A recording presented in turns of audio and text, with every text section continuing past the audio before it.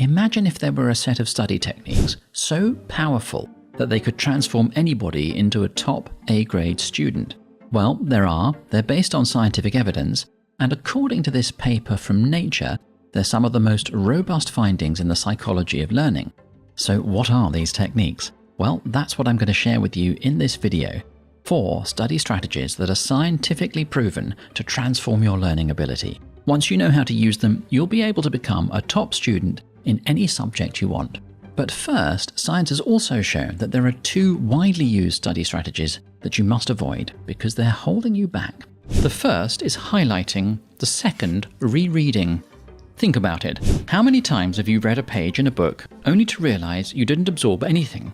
Or have you ever spent hours highlighting only to forget everything later? You're not alone. Let's explore why this happens.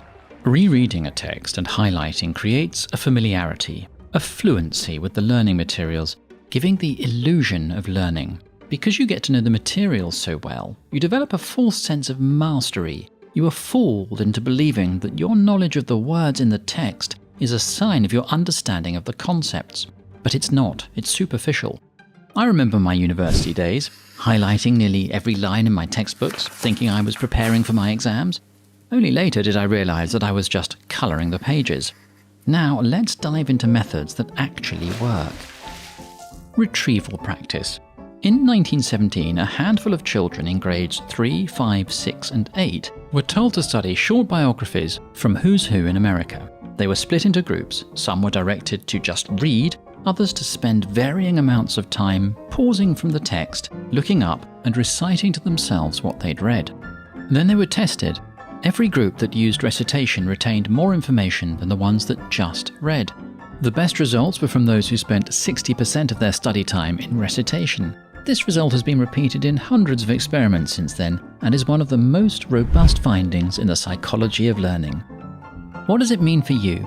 Testing isn't just a way of assessing what you know, it's an uncommonly effective learning strategy. Our brains learn better when we try to retrieve information than when we try to deposit it. So as you're reading a text, test yourself. If you feel you should reread the text, test yourself instead. It doesn't matter how, free recall, multiple choice, short answer, true-false quizzes or tests, or flashcards. In fact, and this seems astonishing, studies show that retrieval practice helps on a subject about which you know nothing.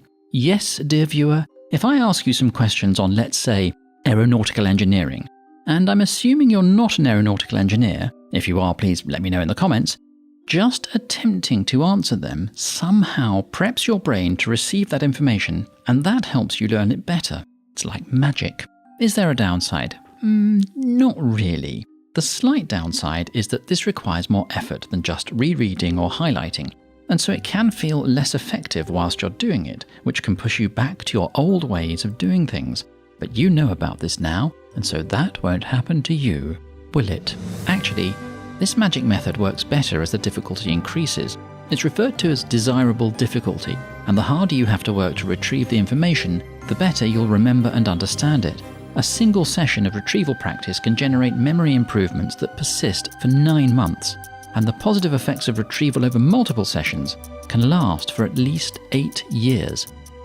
There's a reason doing it over multiple sessions has an even more beneficial effect. It's called spaced practice, which handily is the name of technique number 2.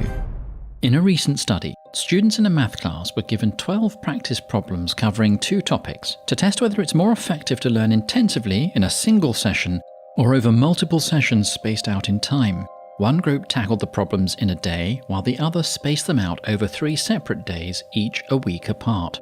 4 weeks later, both groups were tested on new problems from the same topics. So you might be wondering which approach proved superior. The space group outperformed the other group, but it was the margin of outperformance that was extraordinary. They scored twice as high.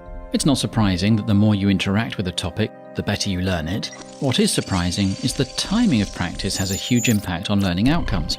Learning sessions that are spaced out over time produce far better results than the same quantity of sessions over a shorter time period. This is known as the spacing effect, and like retrieval practice, it was first written about over 100 years ago, and it is one of the most reliable and robust findings in the psychology of learning. The effects are seen over all age groups and at all levels of learning. It helps with memory retention and transfer of knowledge to new domains, and the effects are long-lasting. This paper from 2013 investigated 10 study strategies. The researchers found retrieval practice and distributed learning, which is another term for spaced practice, to be the most beneficial. You can see the effect from the chart. It also uncovered a fascinating finding. The longer you want to remember something, the greater the spacing interval should be. For example, to remember something for 1 week, learning episodes should be spaced 12 to 24 hours apart. To remember something for 5 years, the learning episodes should be spaced 6 to 12 months apart.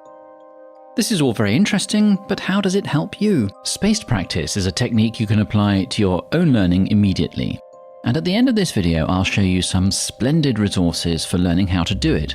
Combining it with retrieval practice makes it even more effective. And if you want to get really smart, you could schedule different topics within a session. That would definitely help, because it's called interleaving, and it's technique number 3.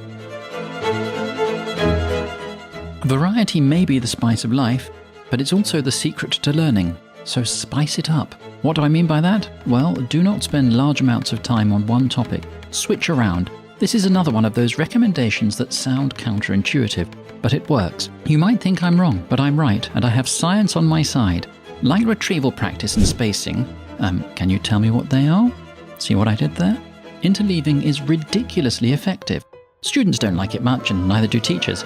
Just as you're starting to become familiar with a topic, it's whipped away and you're presented with something else. You wouldn't stand for it in a restaurant, you'd think the waiter had lost their mind.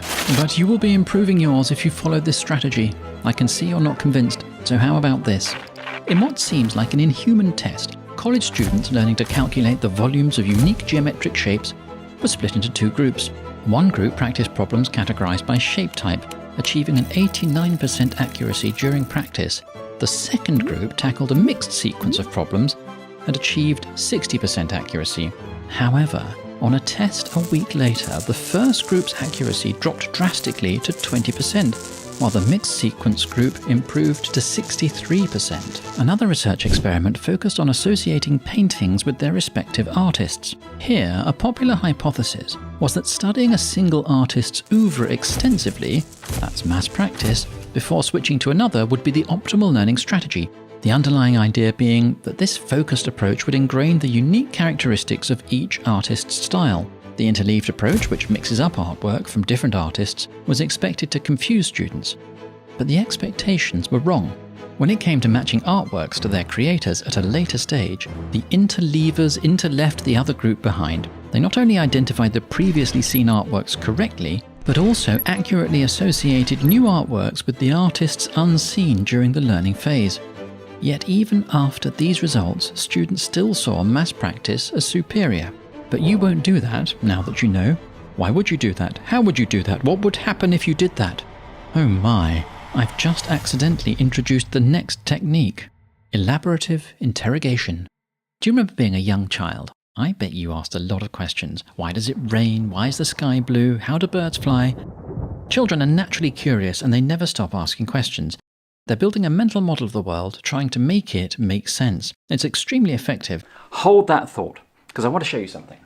I want to show you this. It is an open access paper that covers all of these techniques, actually, plus a few others. It's called Teaching the Science of Learning, and I really recommend it. And it has a section on elaborative interrogation. It's as you're going through learning materials, you need to ask yourself questions.